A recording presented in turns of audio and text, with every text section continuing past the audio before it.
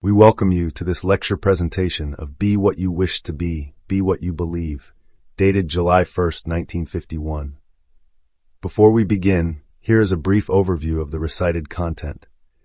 In this radio lecture, Neville Goddard illustrates the power of present-tense affirmations by recounting how scientist Robert Millikan claimed, "I have a lavish, steady, dependable income, consistent with integrity and mutual benefit."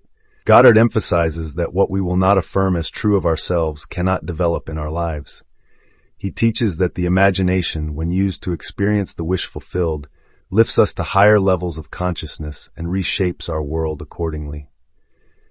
Drawing on biblical commands like arise and the true meaning of meekness as self-discipline, he explains how high moods and virtues create a radical psychological transformation. Ultimately, he calls for a spiritual revival of self-help, urging listeners to live as though their desires are already realized and thus harden assumption into fact. Please enjoy. A newspaperman related to me that our great scientist Robert Millikan once told him that he had set a goal for himself at an early age when he was still very poor and unproven in the great work he was to do in the future. He condensed his dream of greatness and security into a simple statement, which statement implied that his dream of greatness and security was already realized.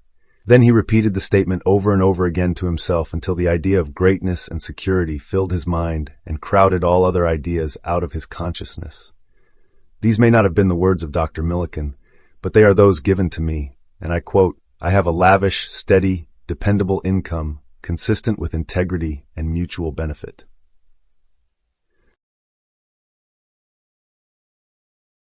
As I have said repeatedly, everything depends upon our attitude towards ourselves. That which we will not affirm as true of ourselves cannot develop in our life. Dr. Millikan wrote his dream of greatness and security in the first person, present tense.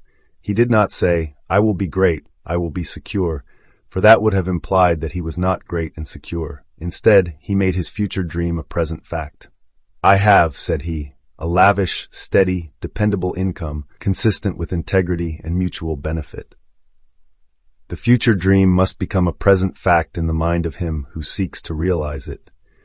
We must experience in imagination what we would experience in reality in the event we achieved our goal, for the soul imagining itself into a situation takes on the results of that imaginary act.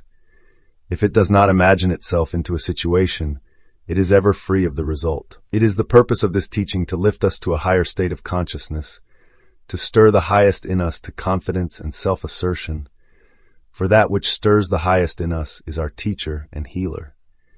The very first word of correction or cure is always, arise.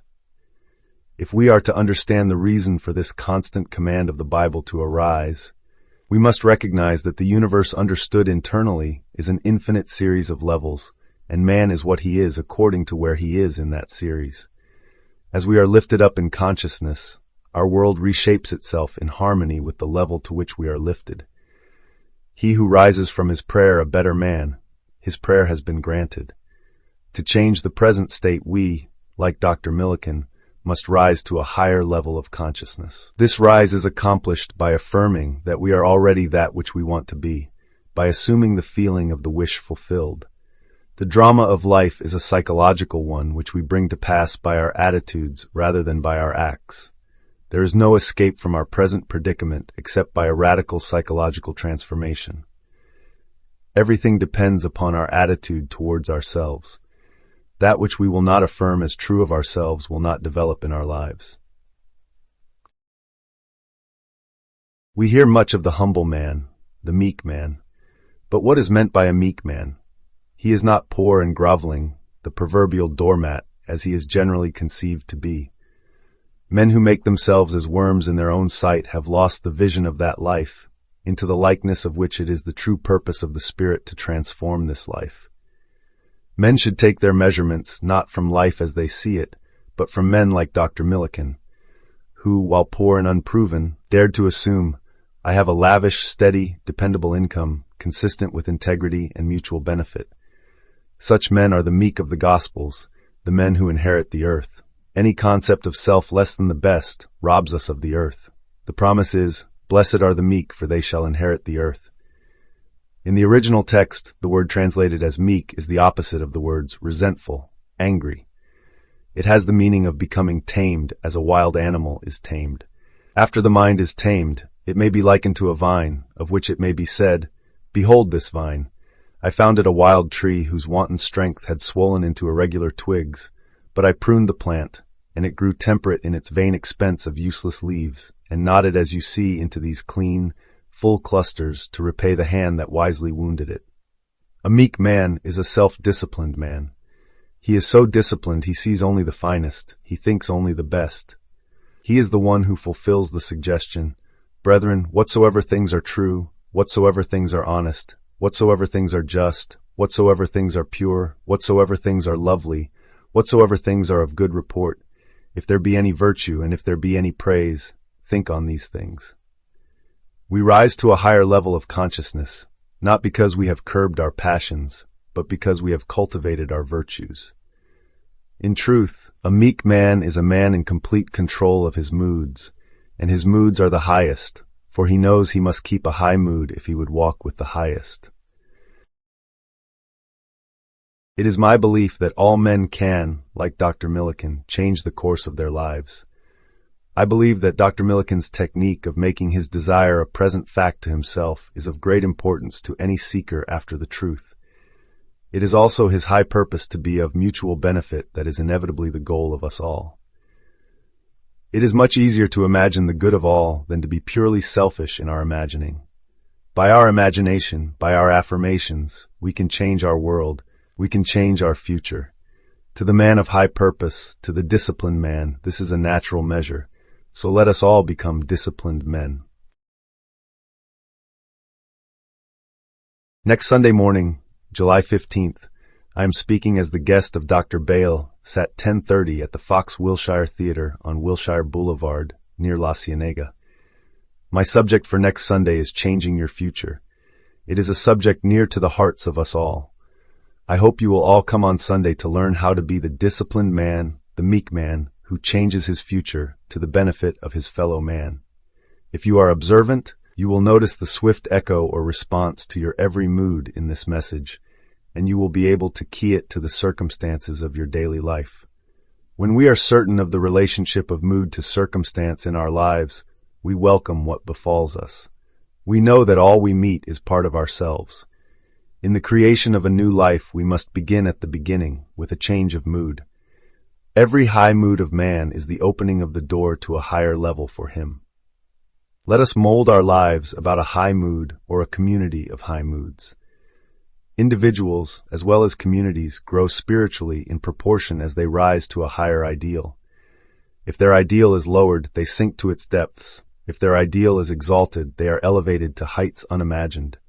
We must keep the high mood if we would walk with the highest. The heights also were meant for habitation. All forms of the creative imagination imply elements of feeling. Feeling is the ferment without which no creation is possible. There is nothing wrong with our desire to transcend our present state. There would be no progress in this world were it not for man's dissatisfaction with himself. It is natural for us to seek a more beautiful personal life. It is right that we wish for greater understanding, greater health, greater security. It is stated in the 16th chapter of the Gospel of St. John, "Heretofore have ye asked for nothing in my name. Ask, and ye shall receive, that your joy may be full." A spiritual revival is needed for mankind, but by spiritual revival I mean a true religious attitude, one in which each individual, himself, accepts the challenge of embodying a new and higher value of himself, as Dr. Millikan did. A nation can exhibit no greater wisdom in the mass than it generates in its units. For this reason, I have always preached self-help, knowing that if we strive passionately after this kind of self-help, that is, to embody a new and higher concept of ourselves, then all other kinds of help will be at our service. The ideal we serve and hope to achieve is ready for a new incarnation, but unless we offer it human parentage, it is incapable of birth. We must affirm that we are already that which we hope to be, and live as though we were, knowing, like Dr. Millikan, that our assumption, though false to the outer world, if persisted in, will harden into fact. The perfect man judges not after appearances, he judges righteously.